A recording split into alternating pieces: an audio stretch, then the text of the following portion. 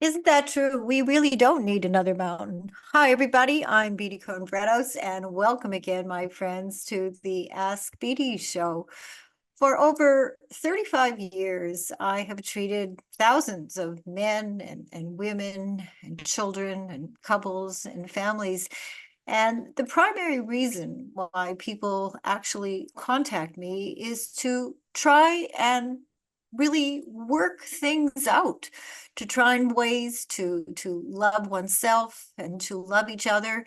And it continues to be, I think, for all of us, a very, very major challenge, whether or not we're talking about our personal lives, our business lives, our political lives. And today, as many of you know, is October the 7th. And for many, you woke up in the morning and you got up and you had your coffee and you went to work. And if you had children, you took the children to school. And it was so far, a pretty normal day. But for millions of people around the world, Jews and Palestinians and Muslims and Christians, October the 7th is a day of remembering. And for many of you, I'm sure you remember, and I'm sure that you know that on October the 7th, 2023, the Islamic Palestinian nationalist militant group Hamas initiated a sudden attack on Israel from the Gaza Strip. And as part of the attack, 364 individuals, mostly civilians, were killed and many more wounded at the Supernova Sukkot gathering.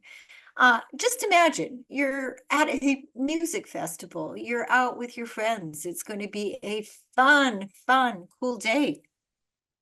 And all of a sudden, at 6:30 a.m., which was around sunrise, rockets were noticed in the sky. And around 7 o'clock a.m., a siren warned of an incoming rocket attack, prompting festival goers to flee. Just imagine you went to a music festival with your friends to have a chill, fun day, and all of a sudden there are rockets in the sky. And subsequently, armed militants dressed in military attire and using motorcycles, trucks, and powered paragliders surrounded the festival grounds. If you could just imagine and visualize this horrific event, and indiscriminately fired on individuals attempting to escape. And if you take one moment to just take all of this in, attendees seeking refuge in nearby locations, such as bomb shelters, bushes, and orchids, were killed while in hiding. Those who reached the road and parking were trapped in a traffic jam as militants fired at vehicles. The militants executed some wounded individuals at point blank range as they crouched on the ground.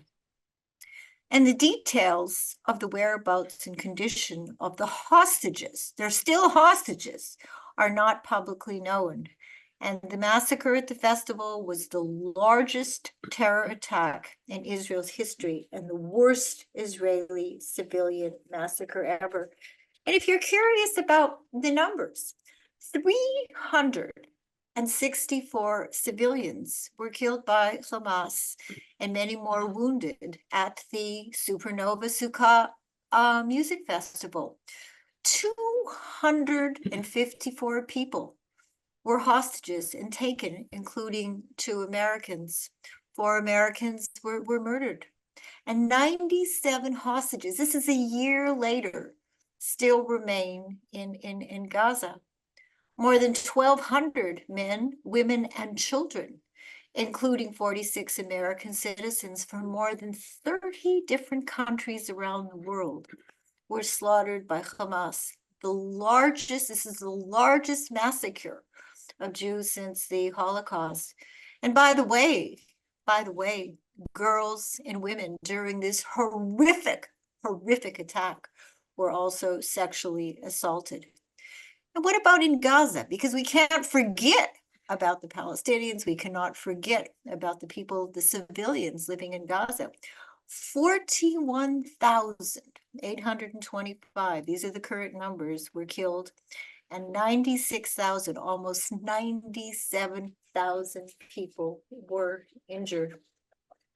So when I chose the theme song, what the world needs now is love, is acceptance, and understanding, to try to understand the other. I mean, we can't continue.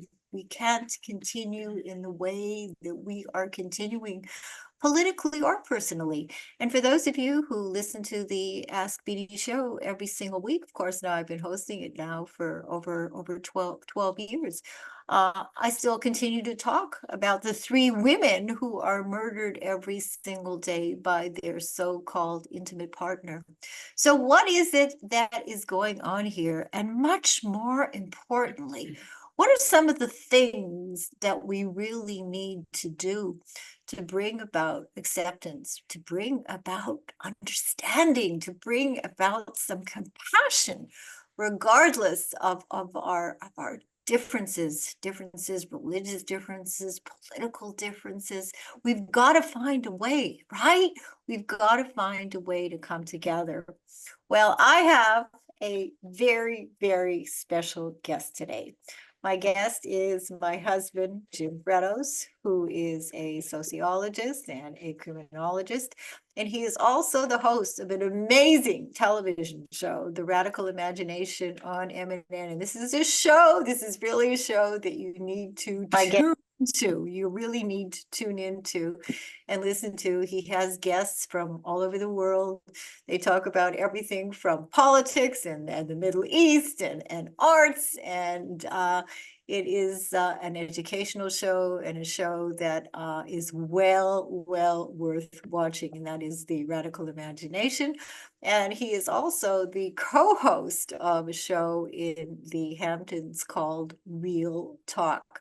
So, Jim, you are certainly more the expert when it comes to all of this than I am. And really, what are your thoughts? I mean, it's a year since the massacre. Thank you for having me here. I don't consider myself any more of an expert than you do in your own field. Let me just also put a brief plug in. Radical Imagination has made its way to Progressive Radio Network. So we're very, very happy to be on your network as well. I think we're on 10 o'clock Thursday morning. But in any case, so again, thank you so very much for being so kind to have me on the show. Yes, what to do. Yes. Well, to start off, let me say this, that we need to distinguish certainly between your work with individuals and families and larger issues between collectivities. That doesn't mean that there aren't similarities. There certainly are similarities. So we're talking about individuals who have been deeply hurt and traumatized on both sides, Israelis and Palestinians, and for that matter, so many other peoples in the Middle East, in the Muslim world. But what we're also, as a sociologist, I have to point out that we need to look at what has happened. Again, not just in the last year, although it's been horrific enough, but this has been going on for quite a long time, for decades and decades. So we need to get, as best we can, with as much empirical evidence, as much rationality and logic to all of this. What are the reasons why people are so conflicted? Why they are so embittered, and what has caused people to take such incredible actions against each other that are so painful, so disastrous for both peoples. Can I just say something? Yeah, sure. As you're speaking, yes, even though we're talking today, about what happened in Israel with Hamas and Israel and Hezbollah and Iran, the words that you're using are exactly the words that come up when families and couples are at opposite ends of the continuum and are unwilling to sit down and engage in conversation. Yeah. It's the art of conversation, Jim, that I feel is so lost for Yeah. so many people. I mean, look at what's going on in the world of estrangement. You have 1 in 4 adult children are estranged from families. Again, the domestic violence statistics, they just keep going up and up. And so much of this, I feel, wearing my psychotherapy, sex therapy hat, is because people are unwilling, unable, the mindset has not yet been developed and evolved to sit down and have a discussion. Well, you Let's use the talk term about it. mindset has not evolved or developed. That's an interesting way of putting it. I agree with you. I think that war, I think I was saying that to you the other day, war is the result of the failure of communication, among other things, but certainly we're failing to communicate. It's a situation that turns everyone into losers. No one really wins in any of this. Now, when you talk about mindsets and past histories, we can get bogged down with an endless discussion of, well, who did that to who, and there's enough blame to go around. And there are insistence on both sides, on extremists among both Jews and Palestinians, that their narrative is the only correct one. And so we've got to, I know you, that you see this in families too. All the time. All the time, All the time. directly opposite narratives. Now, how do you Right. begin to break that down? Right. The first thing is to try to begin to get people to see, whether it's an individual or whether it's leaders of collectivities, their role in that conflict. And that's very, very difficult for people to acknowledge and to begin to deal with, Exactly. because you so skillfully and in a very articulate way, you know, gave us the horrific statistics and the feelings that so many Israelis and Jews around the world feel today. However, there is enormous pain as well in the Palestinian and in that world as well. So let me leave it at that for now. To say, because the parallel Yeah, to yeah. what I do in my office with individuals and couples and families, for me, it's really exactly the same thing. Jim, I mean, ideally, and I try to get people to think about doing this all the time, is to be able to take people back where people are able to emotionally process what did and didn't, happen in their lives, which enables them then to move forward. But in situations, I mean, I have a situation right now, a sexual abuse situation. It's a he said, she said situation. The father said, I didn't rape her. The girl said, Yeah. yes, the father did rape Wow. me. Yeah. So we're not going to ever have, in many, many Yes. situations, a meeting of the minds. But then if you look Clear at the cut no, divisions, right? It's a mess. It's May- complicated. It's messy. It's messy. may never be clear cut anything. It's certainly in certain kinds of dicey situations, such as in a he said, she said, sexual abuse allegation kind of a situation. So experts around the world, including myself, are saying the following. We're saying, look, I'm not going to change your mind. You're not going to change my mind about what did and didn't happen and what we could have done and should have done and would have done. So there needs to be, I believe, a desire to work things out beginning from today, since we may never agree about yesterday. Well, let me start that long discussion here that we could have with probably an op-ed piece that appeared in today's Times by Okay. Tom Friedman, what I'm thinking about on the first anniversary of the war. And I like the way he puts it this way. There should be, yes, life is messy. There are all kinds of competing, contradictory narratives and so on, but there should be something common ground that we can all begin, whatever side we are on coming from, that we can agree with it. So he puts it this way. Don't you think Yeah. before you Yes, go ahead. read from this Little, article, don't you think that yeah. maybe the common ground Mhm. should be, not should, but could be, and people really do maybe want peace of mind, safety, love, and minimal conflict. Well, yeah, I think that most people around the world would like just what you're saying, to have some stability in their life, a chance at a good life, Right? decent health, Right? nutrition, um, great relationships, and so on and so on. Yeah, housing, yeah, I think that's true. I mean, we don't have to But be if we start there, you yeah. see, if we all start at that place, we want love, we want peace, we don't want dissension, we don't want war, we don't want Well, violence, then we need to sit down at the table and figure out, since we can't change history, where do we go from here? How do we begin the process? well, I think you begin the process by identifying people who are saying, who are disagreeing with what we just said. And there are elements on both sides that cannot and will not allow people to do just what you're talking about.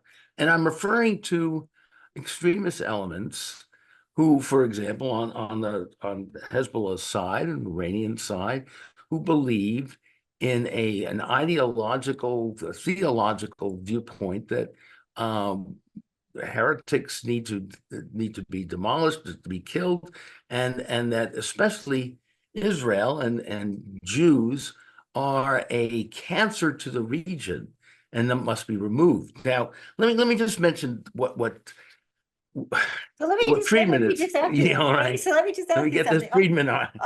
sentence. It's a helpful one, It's a but go ahead. page. No, I'm not reading 4 pages, 2 sentences. Yeah, Okay, but even having yeah, said that, yeah, that's the point. yeah. What if you have some people who simply aren't interested in entertaining another You keep narrative? trying. You keep trying, What if they're and not interested? but well, that's that you have no choice. So let me just say this. Okay. All right. As Friedman points out today, we can and should sympathize with Palestinian statelessness and Arabs in the West Bank living under the duress of Israeli settlements and restrictions. But to my mind, there is nothing that can justify what Hamas attackers did on October 7th. Right. Murdering, maiming, kidnapping, and sexually abusing any Israeli they could get their hands on without any goal, any story other than to destroy the Jewish state. If you believe, as I do, that the only solution is 2 states for 2 indigenous peoples between the Jordan River and the Mediterranean Sea, the Hamas rampage set that back immeasurably. So the peace and harmony and love that we're talking about Right. has now been really put on the back burner, to put it mildly, by this group that is not going to allow this to happen for a variety of reasons. And I would argue, as Friedman does, the narrative that they want to have is Is win-lose. yeah, yeah. Is win-lose. I mean, and that's really, the point. I wrote one of my SBD articles, for dance papers in the Hamptons and Palm Beach. And the headline or the title was The Lost Art of Conversation, where if winning is everything and you don't want to be, in quotes, a loser, and if I need to be right and you need to That's be right. wrong, and then therefore you're sort of lesser than I am, Yeah. we can't make any movement. That's right. That's Period. the realpolitik of the world, though, is Right. that we go on and create these situations because, again, we don't communicate. We are on a path of vengeance, retribution, and punishment that is never ending. One could argue Hitler could have been avoided if the Western powers, the victors after World War One, would have treated Germany somewhat differently. There were opportunities to make sure that someone like him could not come into power, but it didn't happen. Again, just to bear with me a couple more sentences with Friedman here, because I think he's very, very helpful in setting a tone for what I think we want to talk about. He goes on to talk about Iran. And what is Iran telling us? And it gets back to your point. There are people who don't want to have this sort of peace and harmony. Then it has some right under the UN Charter to help create failed states in Lebanon, Syria, Yemen, and Iraq, so it can cultivate proxies and inside them for the purpose of destroying Israel. And by what right has Hezbollah dragged Lebanon to a war with Israel that the Lebanese people and government had no say in and are now paying a huge price for it? Now comes the next point, which is going to be difficult for especially our Jewish brothers and sisters and comrades to begin to take into their hearts. But this Israeli government does not have a clean story in Gaza either. This was always going to be the ugliest of Israeli-Palestinian wars since 1947 because Hamas has embedded itself in tunnels underneath Gazan homes, schools, mosques, and hospitals. It cannot be targeted without significant civilian casualties.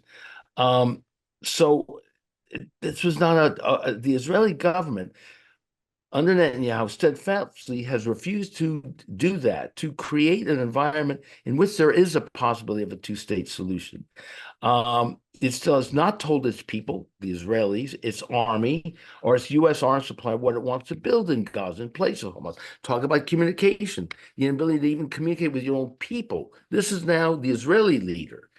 Other than total victory, with Israel still bombing schools to kill a few Hamas fighters, holding inside, yet failing to articulate any future for Gazans other than permanent war, it feels as though killing every last Hamas is the goal. Now, the last sentence that he puts in his op-ed today is this: the biggest threat to Israel today is not Iran, Hamas, Hezbollah, or the Houthis in Yemen. A united Israel can beat them all. It is those who are unraveling Israel's steel thread with a bad story. They're not telling the truth to their people to communicate in a way that we can move forward. That's on the Israeli side. So you can imagine also what's going on on the Muslim side as well. Yeah, I again, as a psychotherapist, I cannot believe that people at the end of the day, don't want safety, security, peace, and do not want to be involved in war. I don't believe that. But you as a therapist understand there's a very dark side to the human There character is as a, well. there is a, And there, that wants vengeance, that wants pain, that plays like as if they were God, that to rid the world of evil, one must destroy that people. I think it's a small percentage. And as our friend, Dr. Jim Gilligan has taught us, or hopefully taught us, that underneath all of this are feelings of humiliation, feelings Right. of disrespect, feelings of pain, alongside feeling, True. angry and wanting to destroy and wanting retribution. So it's about getting to the root of the problem. And I have never quite understood, again, this is not my area of expertise, why there has not been a two-state solution. You don't want to live with me? Fine.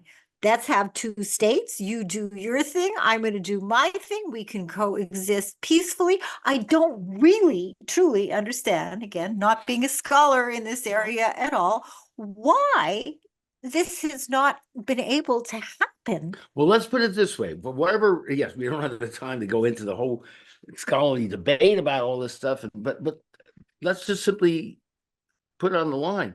There are people on both sides who don't want that They don't want a two-state solution? Right, the land between the sea and Jordan River should be all Jewish. That is a belief by some of the extreme religious elements. On the Hamas side, on the Palestinian side, there are elements that say it has to be and should be all Palestinian or all Muslim. That's the point. Very self-destructive when you think about it, Well, right? not, but that gets us into a trickier sort of analysis. They don't think it's self-destructive. They are doing, in a sense, God's will as they define it. And this is what their holy books, how they've interpreted the narrative, and in a more secular sense, they've had experience. I think what we're also talking about here is the Holocaust and these memories of anger and torture and so on. And we need to understand that Palestinians on their side feel that they've been through a catastrophe too, the Nakba. So you do you really think that people, at the end of the day, if they're sitting in their homes in Gaza, or they're sitting on in their homes in Israel, are saying they're not sitting very well. Well, they're not sitting very well. And it's not, Do you think they're really saying that we want to continue to fight and engage in war because of our religious or our political beliefs? but that's a great point. Going to continue because of our mindsets to put our children, our spouses, our grandchildren at risk. Do you No, that's what the people are saying? I don't think the majority of people on both sides, on either side, believe that. However, this is the problem. The leadership that's taken over represents that. And I do believe it's a minority. But do you believe that both sides, that say Netanyahu or the leaders on both sides, at the end of the day, they're sitting and they're having Turkish coffee or tea with their family, that they are saying, we'd rather fight and put you, my darling wife and children and grandchildren, at risk because of our religious or political beliefs? I can't believe that. So, look, I can't believe that. Maybe it's true. To get inside any of these political leaders' minds is quite a tangle. The winning has to be everything. Is that it? I'm sounding pretty cynical here, but Netanyahu's and his family is certainly all set with a very strong bunker that's going to keep them safe. But no, look, let's try not to be as cynical about this as possible. But I think, look, people stay in power. They need to want power.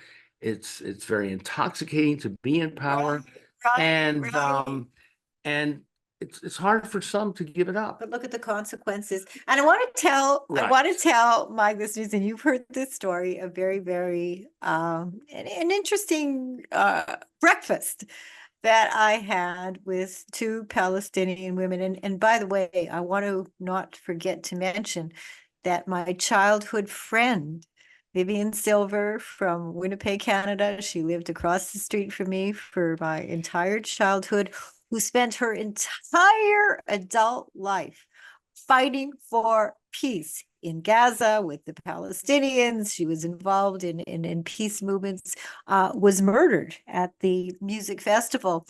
And as you had Amal, one of her comrades, on your show, and I had the opportunity, and it was really a privilege to sit down in New York City with two Palestinian women and talk about this. And what Amal said to me, I have to agree.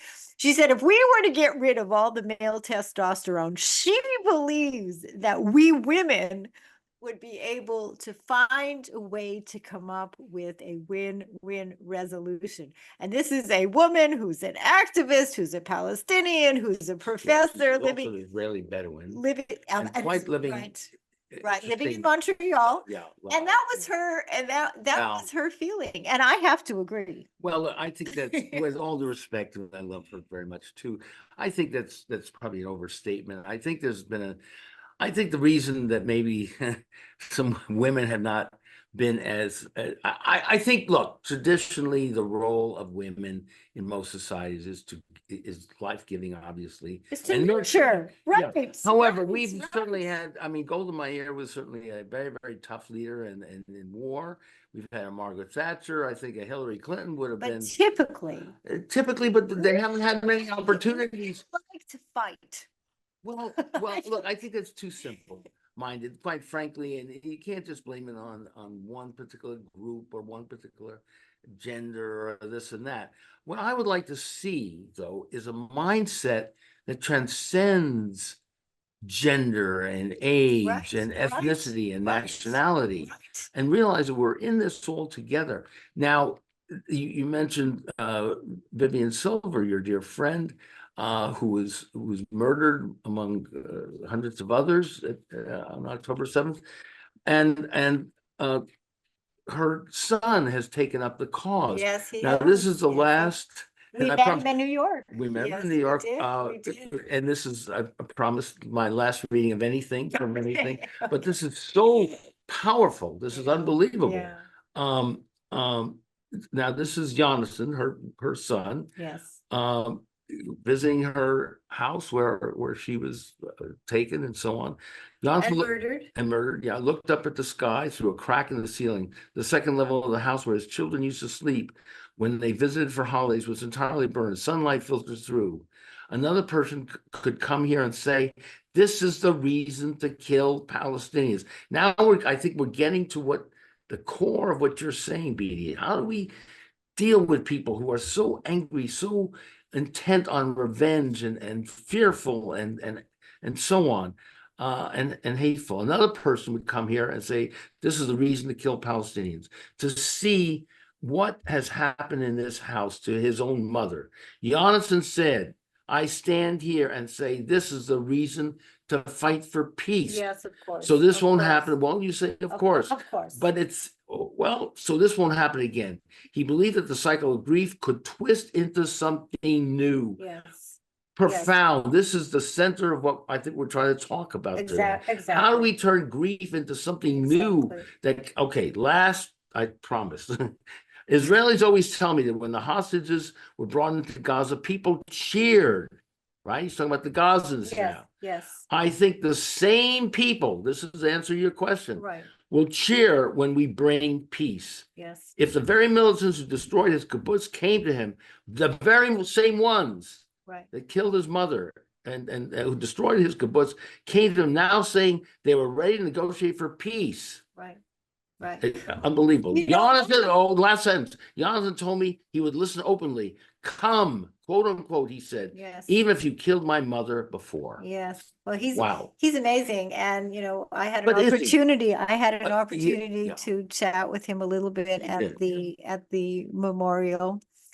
And is this not what restorative justice, reformative justice, is this not in part what we're talking about as well? Where people are able to, regardless of what's happened, to come together and realize that more fighting, more killing, more murdering, more dissension, it's not getting us anywhere. And True. to stop that vicious cycle, because that vicious cycle really is, I mean, that's a lose-lose proposition. I mean, we're never going to get anywhere. And I think, the thing that's so interesting, again, in my world as a psychotherapist, for me, I found that it always takes a crisis, a major crisis, before people are willing to reach out and ask for help, and even reach out and say, we'd like to work things out with our spouses, with our families. And one would think, I mean, how much more of a crisis? But one more would think that, but from what we read, they're in about as much of a crisis as theirs, and we're ready to nuke people or thoughts of that, and that still hasn't brought about a realization. But it's interesting too, in all leadership on both sides. These articles, and again, I'm no expert in this particular area. We're not hearing from any women. All the articles I mean, did you think about that? All the articles are written by men. Most of the commentary that we hear on television and in print and on the radio, these are men talking about these issues. And I'm just sort of wondering, sort of apropos what Amal was saying, where are the women's voices? Vivian Silver would be talking, regardless of what has happened, about how do we come together? What can we do? What can we make of this crisis and find a way to look for some win-win resolutions? Well, there's a We don't powerful need that. group, there's We a don't need powerful, that. there's a powerful group, Women Wage Peace, She was a part of that of group. Israelis and Right. Palestinians getting together. Right. Look, I get it here. I'm obviously the man, Yes. but I'm talking about people that can transcend. I think what she's saying is important. We certainly, if you look at history and the dominance of the male aggressiveness has been certainly part of our of human history from time immemorial. Right. However, Right. we've got to go beyond just the sort of identity politics here. It's not one particular class, it's not one particular gender, it's not one particular group. I think we can get bogged down there. Women's Well, voices in all of this. We don't hear it, actually. Well, we don't. Well, We don't. You've got a woman who's running for president, and We haven't heard too much well, from Kamala Harris about all of this yet. I'm sure we well, will. she has come out and has expressed a certain sympathy, certainly for what Sure. has been going on the Palestinian side, more so than Biden, and certainly you're not hearing. Well, let's just rule out. You're not going to get any of this from the other side, from the Trumpites and so on.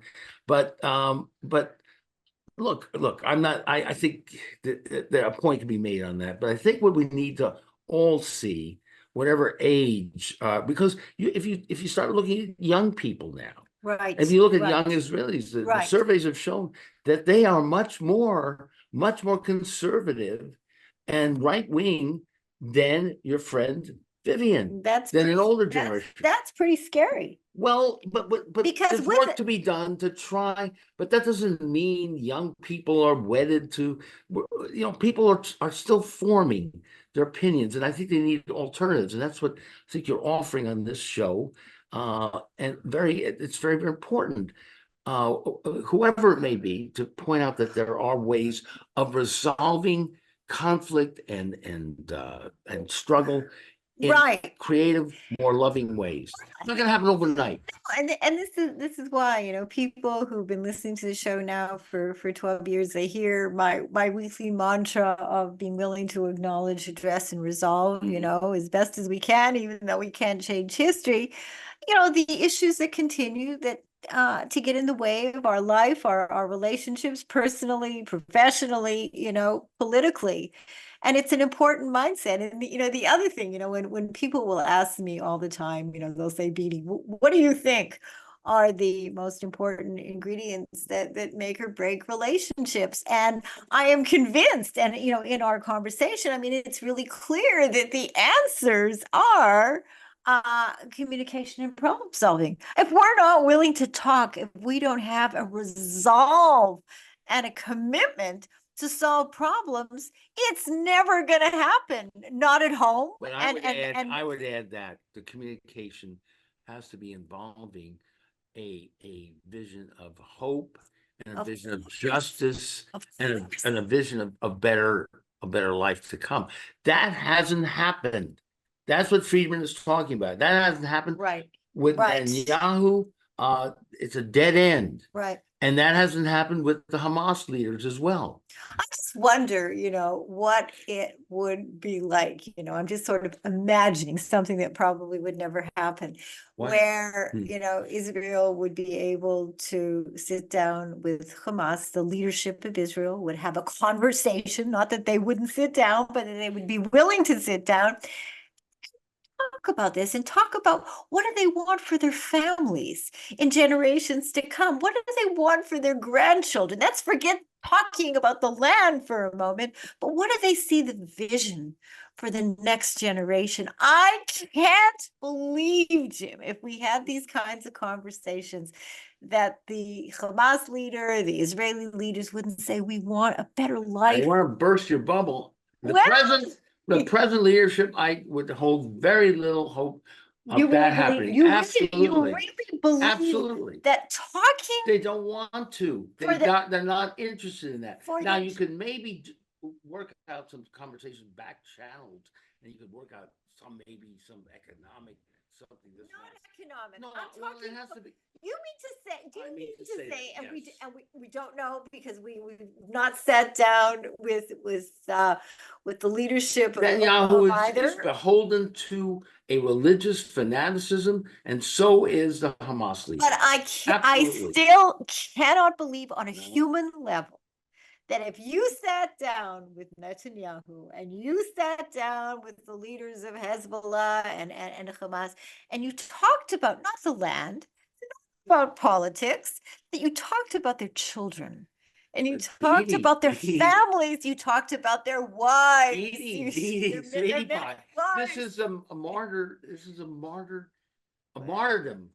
mentality. This is a messianic martyrdom mentality. There's something much more important for what we can tell in his own words. The Hamas leader is willing to sacrifice his own life. Many, his own life. I mean, he's already knows it's fatalistic. Yeah, he's taking a fatalistic viewpoint. He'll go down with the ship in the tunnels there, and he's willing to take thousands and thousands of more Palestinians with him. Okay, so if that but if that in fact is the situation, and people feel that there's no more reason to try, there's no more movement that's going to happen. I didn't say that. Then I didn't say that. Then when these characters. Then when somebody is not willing to engage, and when somebody is out to kill you, then you have no option. No. I didn't. First of all, I didn't say you don't try. What you try and do, as are hundreds and hundreds of thousands of Israelis trying to get this leadership out of office, and to have someone that can begin to more rationally deal with this, that's not beholden to a mindset that is very self-destructive. Okay, but let me ask you this. Let's just say again, and I want listeners to know this is not my area of expertise. I'm thinking about all of this in a human dynamic way as I think about this when I'm treating patients. So let's say there's a new Israeli government. But you have the mindset. Let's just assume that the Hezbollah mindset is unchanged. So we're still not going to be able to make any gains because one party would like to destroy the other party, and that they don't care about their own life. Diversity within the parties. And by the way, as you were saying, I wish you could get these characters in the room here. Yes. But that's another point. Yes. They're not going to come for therapy. These people aren't going to come for therapy. So you about a situation, okay? And this is more of a therapy situation that I find to be very interesting and kind of apropos. Last week, I had a couple parents come in to see me. These people are in their late 70s, and they are estranged from their 40-year-old daughter, and they have had no contact with her in over 2 years. So what was the issue? Well, the issue was that she alleged that her father raped her during her childhood. As I sat with these people, I sat with them for over 3 hours. They both categorically denied that anything happened. They maintained that their daughter is mentally ill, in quotes. And they came to me as a result of my having written an article on estrangement, where I'm always looking to find ways to work things out. And I had suggested that maybe I contact the daughter. And they said, well, you can contact the daughter. She's not going to respond. And we just want you to help us deal with the reality that we're probably never going to see our daughter again. But as a former Canadian junior number 10 champion, I have learned that the game is never over until the last point is played out. So I convinced them that they would give me her name, they would give me her number, and that I would reach out to this daughter who they were convinced would have absolutely nothing to say to me, wouldn't talk to me, and see whether or not something could happen. So they agreed. And I contacted the daughter. And guess what happened with the daughter who they assumed would have no desire to talk to me or come in and see if we could work things out? The daughter has communicated with me on 3 occasions so far, and the day is not even over, and she has agreed to come in to see whether or not we would find some ways and some strategies to work things out. The stipulations that she came, that we talked about were unimportant. What was important is that there would be an opportunity to talk with his daughter, of course, alone, and see whether or not there was a way to bring this family together. So that's a mindset that somebody says, no, no, no, no, no, it can't be done. But if you continue to play out those points, it's amazing. And I've seen this for over 35 years, Jim. It's absolutely amazing what can happen when people don't give up, when they're willing to play out the points until the absolute, final score is over. And that, for me, there are always possibilities. Now, what you're saying with this group, that, if they believe that, that the only way that they can, live in good faith is to not make any changes and not make any modifications. I just find that very difficult to believe. That's not human nature. Well, but it's not a matter of human nature. It's a matter of a particular religious, many people say a distortion, but for others, it's a very strong belief in a certain reality that they have, obviously, about what is valuable in the world. But their reality, somebody would need to point out, although it probably wouldn't need to be pointed out, that their reality is destroying themselves, destroying their nation, destroying their families, destroying the world. Exactly. These are the kinds, again, maybe I'm naive because I've not dealt with Hamas, and I've not dealt with Hezbollah, and I've not dealt, with. Well, you could get to some of our own Christian nationalists here in this country. Okay. But who are looking forward to Armageddon. They are looking forward to it. So if that, but you see, if that's the case, then we have no choice. Well, no, I don't know.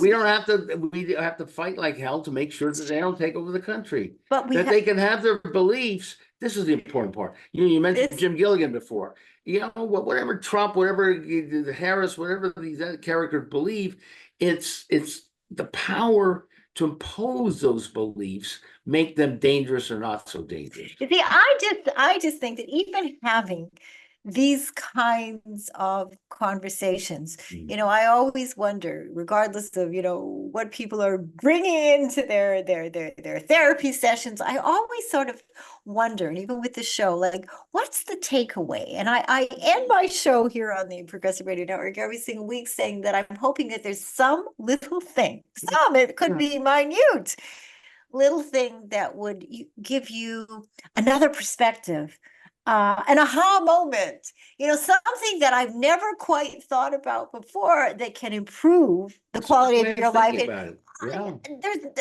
a therapist, that's the only mindset I can have. Otherwise, I ought not to be doing what I do. And that's what I feel so strongly about, having these kinds of conversations. Be willing. You and I, we might disagree on all kinds of things, but yet we're willing to engage and talk about it. And maybe there'll be some little compromise today, and maybe there'll be another compromise tomorrow. And maybe we will come up with something that is good enough, not perfect, but that's more like a win-win resolution. And I would make the point that we need to have these avenues of communication within the social media, and to keep our democracy alive, because keep in mind, what we're also talking about are these trends toward totalitarian, authoritarian rule in this country and others. And when you have that, when you have dictators take over, and are ruling the roost, and stifling that, as Hitler did, of course, and others are throughout the world, banning books and all this. We don't have to go. You don't have to go to Iran. I mean, you go down to Florida where they're banning books and banning ideas and so on. So we've got our own issues, and that's what I think what we need to do is take care of business as best we can uh, with people that we are in contact with, and I agree with you. Who knows? Dialoguing and Dialogue. dialogue. You know, I'm going to read a couple of sentences from the article that I wrote for Dan's Papers, The Lost Art of Conversation and How It's Destroying Relationships. You know, I say that although there's nothing inherently wrong with wanting to be the best and wanting to win, if it becomes the be all and end all of our life, it makes it exceedingly difficult to lead a happy, fulfilling, you know, career and personal life. And it's the reason I believe why nations continue to battle each other and can't resolve conflicts and violence. It's our need to be right all the time shuts down opportunities to hear, to learn, to listen to other people's feelings and perspectives. And we learn how to insulate. This is what this does. Yeah. And isolate ourselves from expanding our awareness, our self-awareness and knowledge about life, life's possibilities and other people's lives and dreams.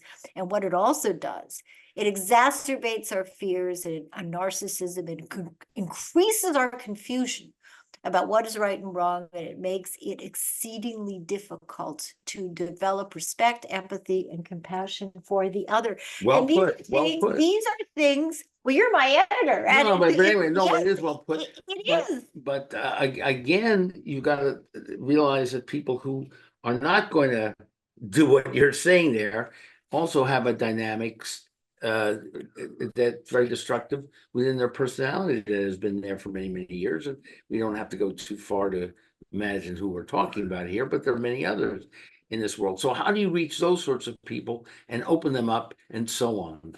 That's the $64,000 question. Well, again, what I have found is that there needs to be, and there's different degrees, right? There needs to be a major crisis.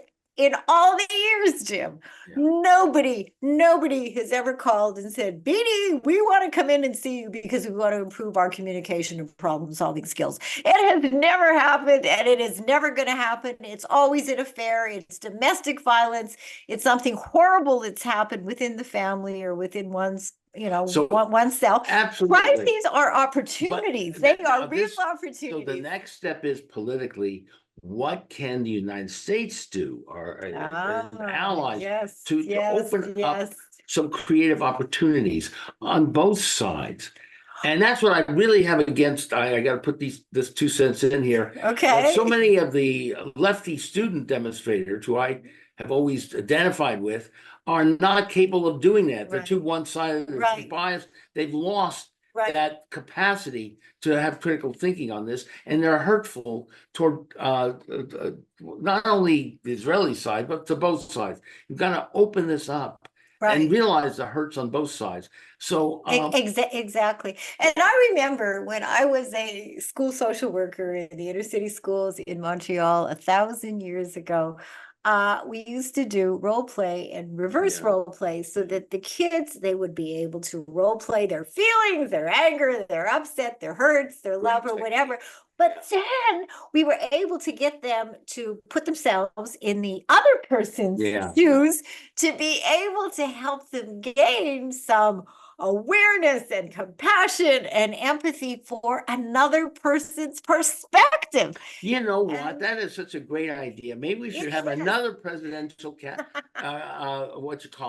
debate in which both sides will be able to take each other's side and roll. And let's say Trump could put himself in the position of being a migrant coming up to.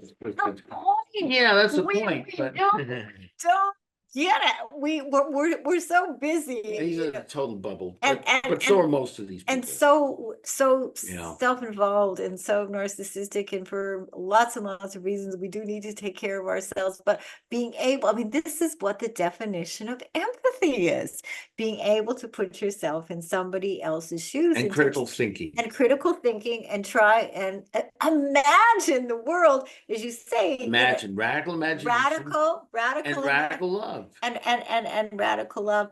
Yeah. And this is where, here I go on and on about our educational system. This is where the schools really have a major role. And we don't want to turn them into social service agencies or mental health hospitals or anything like that at all.